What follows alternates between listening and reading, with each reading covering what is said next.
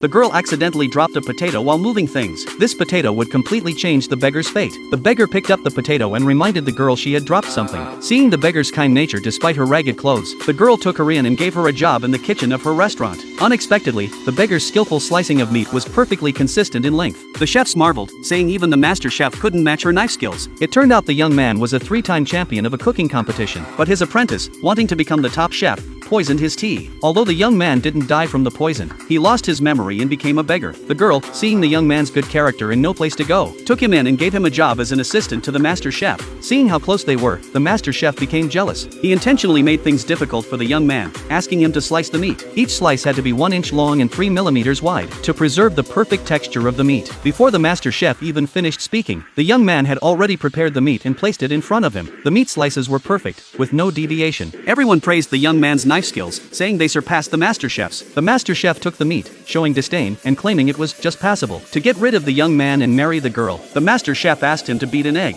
Not only should the egg be beaten evenly, but quickly as well, so that the egg white and yolk completely blend together, and a chopstick can stand upright on top of the egg. To everyone's surprise, the young man achieved the master's requirement with ease. The others thought the young man was qualified to be the assistant chef, but the master chef, wanting to get rid of him, thought of another challenge. This time, he asked the young man to coat the pork tenderloin in batter, with the sauce no thicker than 1 millimeter. If even a drop of sauce spilled, the young man would have to leave. The young man first dipped the pork in the batter, then used his internal energy to evenly coat it. With one hand, he slapped the chopping board, and all the battered pork pieces were perfectly arranged on the plate. There wasn't a single drop of sauce on his hands. Everyone was amazed, guessing the young man was using Qigong techniques. The master chef, feeling defeated, refused to acknowledge the young man's skill, but the young man had already completed all his tasks. The master chef had no choice but to let him stay in the kitchen as an assistant. Later, the master chef made a plate of sweet and sour pork and asked the young man to serve it to President Wang. The young man immediately noticed a problem with the dish. He said the sauce was too thick, which would affect the crispness. President Wang would likely not be satisfied with it. The master chef, enraged, insisted the young man had no right to critique his dish. At that moment, the girl hurried into the kitchen, saying President Wang was waiting to taste the dish, and took it out. The restaurant owner, originally hoping this dish would earn a 5-star rating, was shocked when President Wang spat it out, calling it subpar. The owner didn't believe it and tried the dish himself, and indeed, the taste was lacking. He asked the girl to tell the kitchen to make a new signature dish, but the master chef,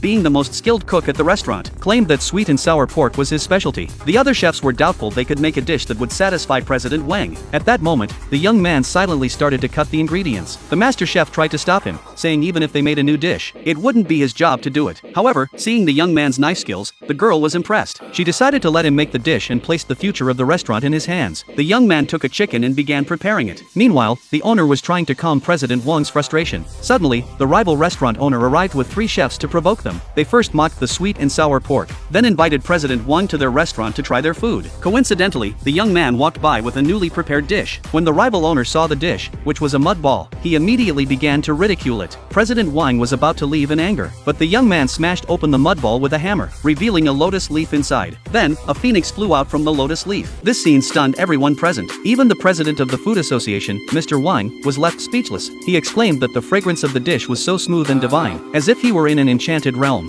He couldn't help but drool. The girl, aiming for the hotel's 5-star rating, asked Mr. Wang to taste the dish. Unexpectedly, the rival hotel owner deliberately caused trouble, instructing his staff to fake a fall and knock over the chicken. Seeing this, the owner of the girl's hotel became furious, accusing the other side of intentional sabotage. However, the rival hotel's owner was clearly there to challenge them, and to have Mr. Wang as the judge, the losing hotel would have to shut down, and never again engage in the food industry. Reluctantly, the girl's hotel owner accepted the challenge. The first round would be a knife skill contest. The rival hotel sent a chef who was a descendant of the knife god, ranked first in the world for knife skills. Seeing that no one dared to step forward, the girl decided to participate herself. She was ridiculed by the rival hotel owner, who claimed that with her petite figure, she wouldn't be able to hold a knife. At this critical moment, the young man stepped forward again, deciding to participate in the contest. Seeing this, everyone urged the owner to pick someone else, as the young man was just a beggar and not qualified to compete. Hearing this, everyone thought he was certain to lose. Yet, the young man remained calm and unruffled. Watching the rival chef's exquisite knife skills, the crowd began to praise the competitor, thinking that it was a rare opportunity to witness such knife skills. Even Mr. Wang expressed his approval. Then, the young man began to demonstrate his knife skills. When the young man closed his eyes, everyone started mocking him, thinking he had fallen asleep. Unbeknownst to them, the young man was using his golden eyes, and after observing the structure of the fish, he picked up his knife and began to slice. However, his knife work was soon criticized by the crowd, who thought he had no chance of winning. Sure enough,